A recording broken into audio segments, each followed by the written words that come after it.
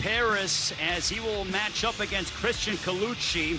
He went ahead and defeated Alex Esposito. There you saw highlights of that to clinch Michigan's dual meet victory over Rutgers last year. Mason Parris ranked #2 in the country, Tim. Yeah, Christian Colucci is a tough wrestler, transferred from Lehigh a couple of seasons ago, and is a New Jersey native. But man, I love the progress of Mason Parris, a three-sport athlete in high school that didn't really focus on wrestling until the last 3 years. And this guy is a contender. And when I say contender, we're talking about everything. We're talking about the NCAAs. We're talking about the Olympics. He is fast developing as one of our big and best heavyweights in the nation. Well, he was runner-up at the Big Ten Championships, dropping an 8-6 decision to Minnesota's Gable Steveson. So it just goes to show you in a close matchup like that, and immediately looking for the takedown is Mason Parris as he gets the back of Colucci. Yeah, that's how quick Mason is, because he went in on that attack, immediately came up off his knees and lifted Colucci and got the 2 points. Mason Parris, a three-sport standout at Lawrenceburg High School in Indiana, a three-time All-State linebacker in high school. 2-1 advantage for Mason Parris over Christian Colucci. Also qualified for the shot put in 110 high hurdles in track, and when I see him, I'm just going to ask him why you didn't win those two. I mean, he won everything in high school, and it's pretty impressive. His dad played football at Ball State. He was on the National Honor Society, and you know, it's just one of those guys that you want in the room. And Ray, when we were talking to Sean, he said there's not a bigger team guy than Mason Parris. I believe there might be an injury with Christian Colucci, and that could be unfortunate there for the Scarlet Knights.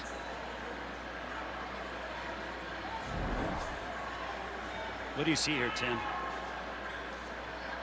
It's that right knee that might be giving him issues.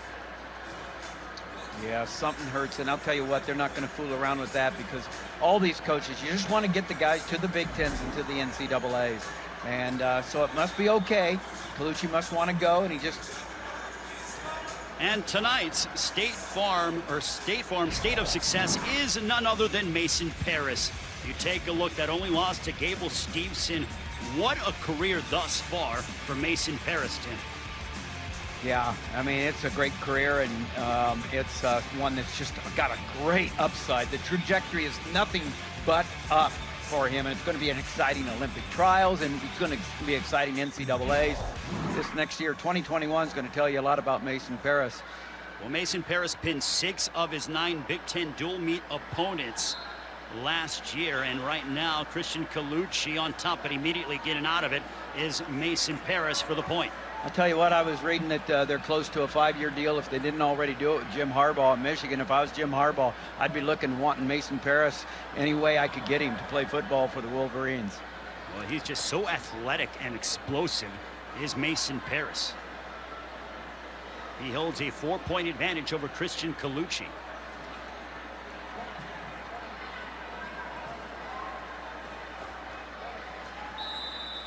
Out of bounds.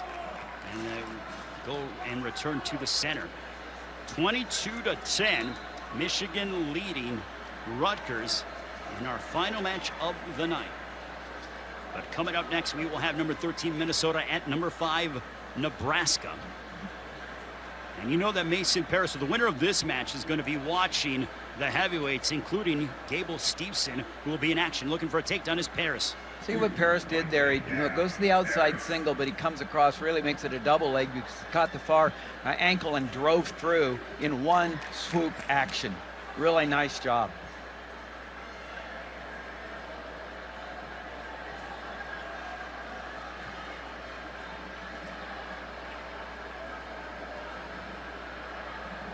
Mason Parris in total control against Christian Colucci, as Colucci sprawled out there. Under a minute to go in our first period.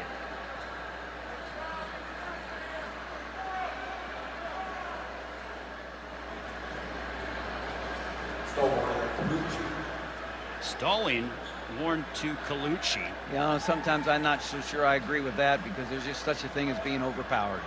If you're overpowered, are you stalling? I mean, now I don't think stalling's called enough, because if you're not trying to score, you're stalling. Well, unless you're overpowered like he is right there. It's just one of those things that, and what I will agree with the officials on is I do think that, hey, it's your eye test. You decide whether it's stalling or not, but let's call stalling if it's stalling.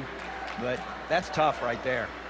Sean Bourmet has high hopes for Mason Parris and for his Wolverines in their 99th season. What a start here at the RAC on the campus of Rutgers University.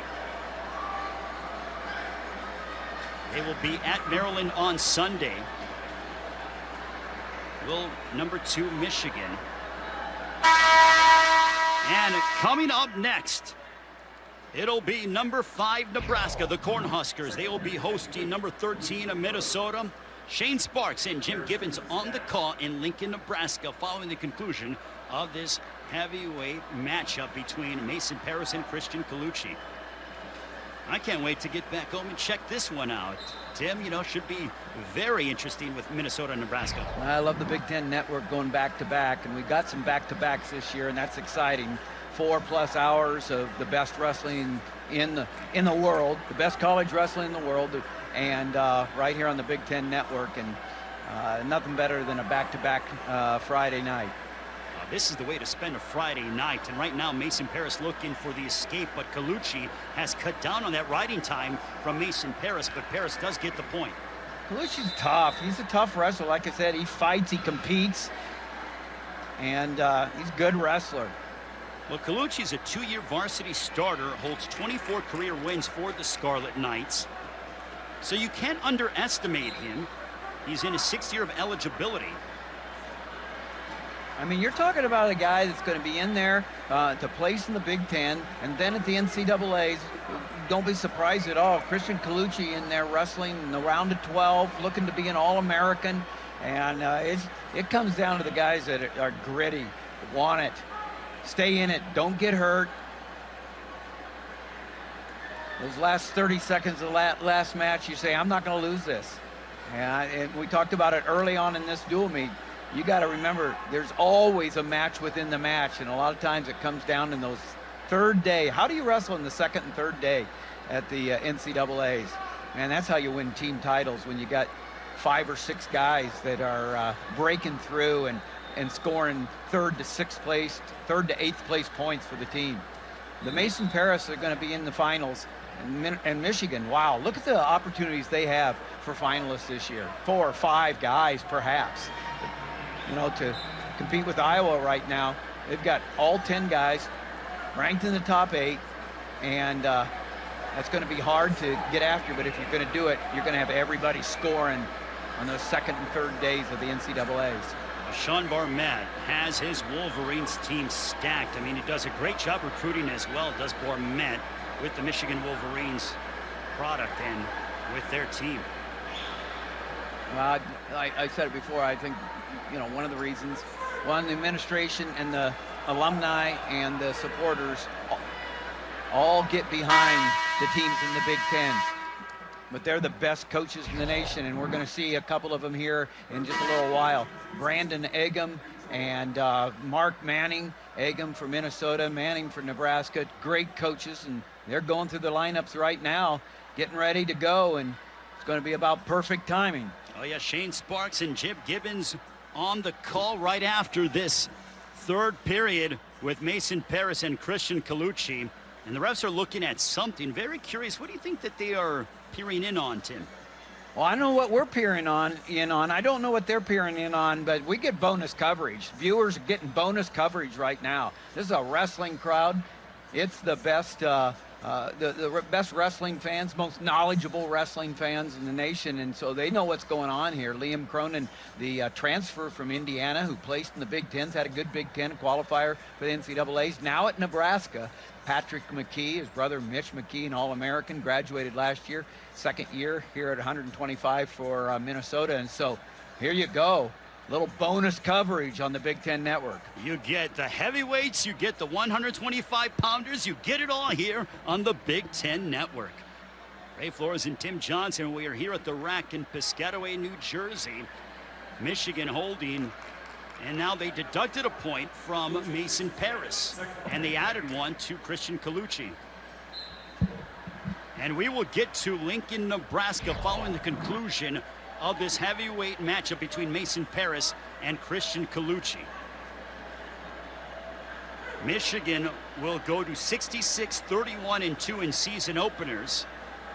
They are now 6-0 all time against the Scarlet Knights of Rutgers. As we are approaching 90 seconds to go in this third and final period, Mason Parris bringing down Christian Colucci, but out of bounds they go. It just shows you how tough Colucci is. You know, he got hurt earlier. It's a knee that's been hurting him, obviously. And he's saying, hey, it just hurts. I'm not injured anymore. It just hurts. So, hey, it's just pain. That's the mark of a great competitor, when you decide, hey, is it pain or is it injury? It's just pain. Let's go. And I find that wrestlers seem to be able to fight through injuries more than most professional and more than most athletes across the board. Out of bounds they go. What would you like to see out of Mason Parris here right now, Tim, to try to really leave an indelible impact in his season debut? Well, you just got to keep scoring. I just want to see how he does in the last minute, 9 seconds here on what he's trying to do to score. I mean, there's a lot have to do with what Christian Colucci does there on whether or not he's able to execute it or not. Like I said, Colucci's tough. He's not giving up easy scores. He's doing the best he can, but is Parris trying to just ride it out, or is he going to try to score here? And knowing Mason Parris, he's looking to score, but it's just not that easy. So there he goes. He lets him up. He's going to try with 50 seconds left to get another takedown, and that would do it if he takes him down and rides him out. 9-2 plus riding time. So there's the strategy, and there's the 2. And now we know what's going to happen. He's going to get that wrist. He's going to drive Colucci forward and going to come away with a major decision if he's able to ride out here. Colucci not wanting that to happen, but Parris is tough. And Mason Parris looking for the major decision, and right now it is up in the air. As it stands right now, it would just be a decision win for Mason Parris. Out of bounds they go, so Parris has under 10 seconds to go. He looked up at the clock to see how much time he has remaining, Tim. Yeah, I was looking at when it said 9-2, and I was wrong there, because it is going to be short of the major decision. Workmanlike victory for Parris, and you know what? You need these. I mean, you know, it's great to get a minute pin or whatever, but you got to be able to go out there and say, hey, I can work all 7 minutes there, and that's what Mason Parris did to get the win for the Wolverines. So the 2021 campaign for Mason Parris is a successful one, a decision win over Christian Colucci, and it solidifies the Michigan victory over Rutgers.